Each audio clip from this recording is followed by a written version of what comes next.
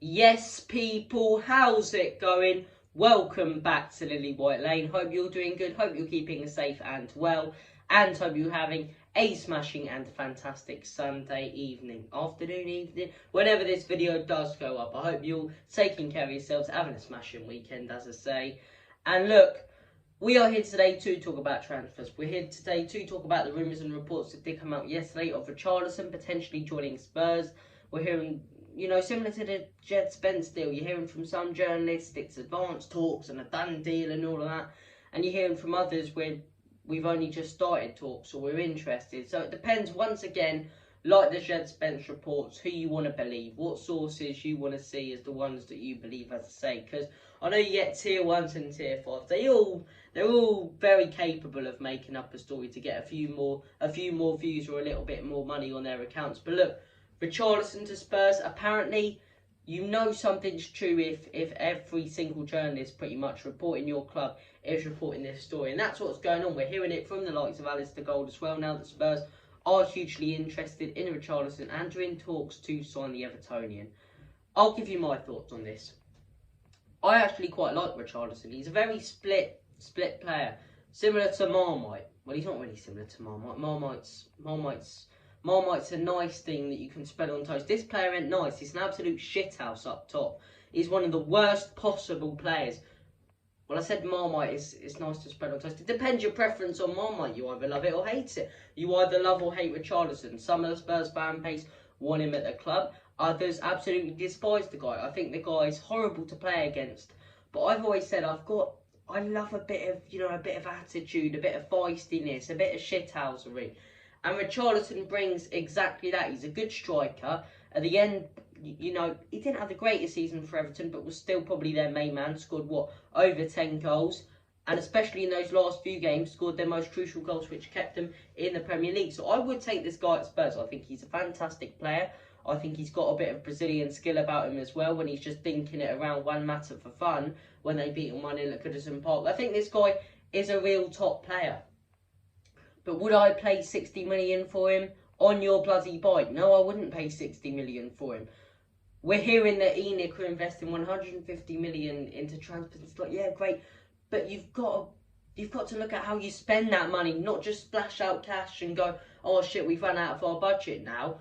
If we've got 150 million, invest all that money in a top right back, a good creative midfielder, and then look at a backup striker. Because we've got backup wingers that can go into the backup striker role. I think the attack, we don't desperately need someone. We need a first team player when it comes to right back. We need a first team player when it comes to centre back. We need backup wingers and strikers. That's why I don't think we should be looking at these. And look, 60 million for a striker who isn't consistently brilliant. Definitely has some skill and definitely is a good player to have on your team. But a player who has a bit of attitude and feistiness, as I say, but 60 million, I'm really not sure about that for a position we're not really prioritising, to be fair. Spend that money or bid that money on Bastonian a little bit more. Don't be bidding it on Richarlison, a player who we don't really need.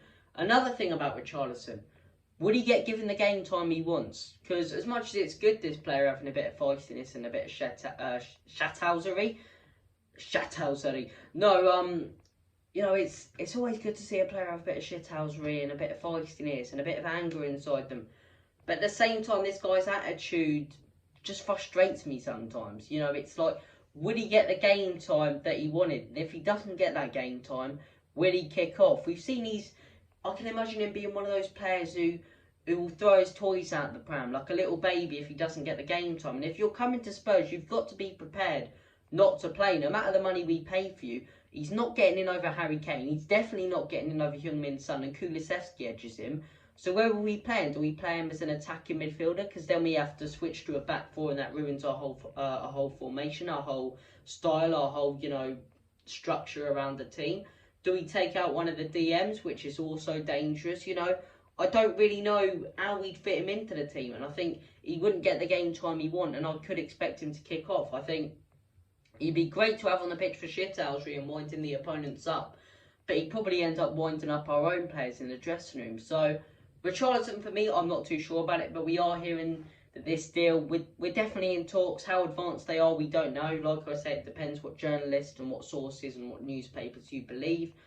But I'd be interested in signing this guy, not for 60 million though. 30 to 40 million, I'd like him at Spurs. I said that at the beginning. But at the end of the day, will he get that game time? It depends on whether he's willing to adapt or he's going to be a little baby about it. So we'll have to wait and see when it comes to this one. Like I say, I don't think we need strikers really. I don't think we should be looking at the Richarlisons, the Jesuses. We should be looking at the Bastonis, the Bremers, and investing more and more money in that. Invest all our money in the top right back and the top centre back. And Jed Spence, like I say though, why has that died down a little bit today? You know, I want to hear big breakthrough reports. Once again, there was big ones yesterday, and now today it's like, right, Richarlison. And as good as it can be sometimes, Paratici targets a lot of players at once. We end up losing out on some of our biggest targets. It's good because when we do lose out on those targets, we have other players to fall back on. But it's sort of like, if we're not willing to bid the money for that target, we'll go straight onto a cheaper player instead of actually going, no, hang on, we'll bid some more money for you. We'll try harder to get this guy. We don't try very hard to get players, whether you think that's a good thing or not. We do end up missing out on a lot of top players sometimes, but at the same time, we always bring people in. So it's an interesting one. Let me know your comment section in the comments. Let me know your comment section.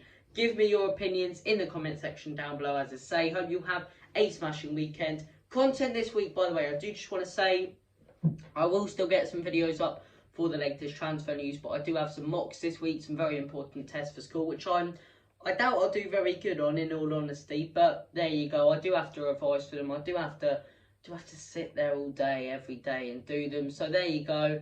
I do apologise if I don't get as much content up this week, but I will more than make up for it down the line, as I say. But look, thank you for watching this video. Take care of yourselves. All the best. God bless. And as always, love to all. Take care. Come on, you Spurs. In Conte, we trust.